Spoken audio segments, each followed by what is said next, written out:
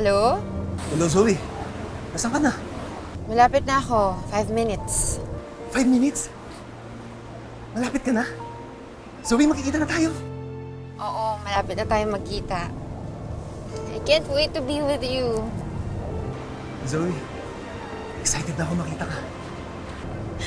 Finally, I'm gonna be free. We're gonna be free! Tama, Zoe. Ikaw, ako, at ang magiging anak natin. Zoe, I love you. Mamaya ko na lang sasagutin yan pag nandyan na ako. O sige, hihintayin ko yan, ha? Basta, pagdating mo dito, kiss mo ako, ha? Sige na. Bye-bye.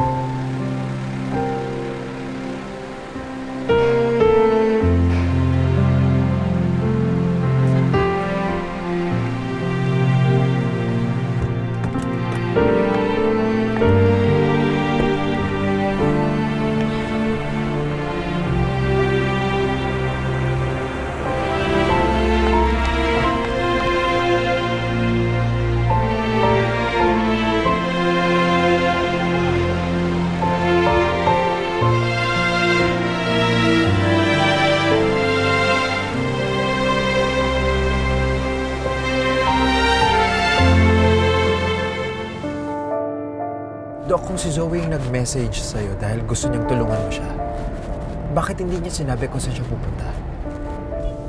Hindi ko nga din alam, Dok eh. Kanina ko pa nga niisip yan, kaso hindi ko talaga alam. Eh, baka naman hindi siya yung nag-message sa'yo.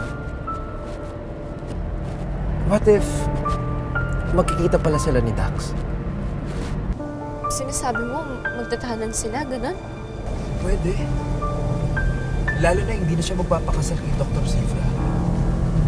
Baka lumayo sila. Saan naman sila pumunta? I don't know. Pero kung lalayo sila sa Metro Manila, ano sasakyan niyo? Zoe at saka ni Dax. May sasakyan si Zoe. Oo. Pero hindi niya pwedeng gamitin yun kasi madali silang mag-trace. Dok, hindi kaya babiyahe sila? Kung lalayo ka sa Metro Manila, anong pwede mong sakyan?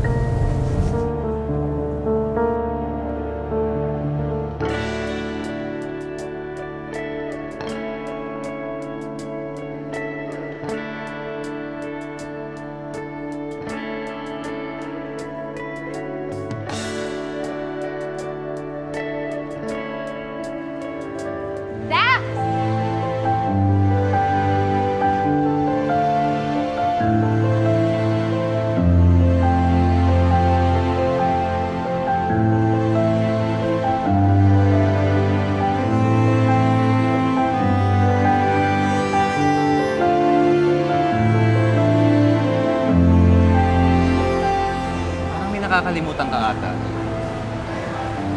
Ano? Ikaw talaga. Sige na nga. Ah,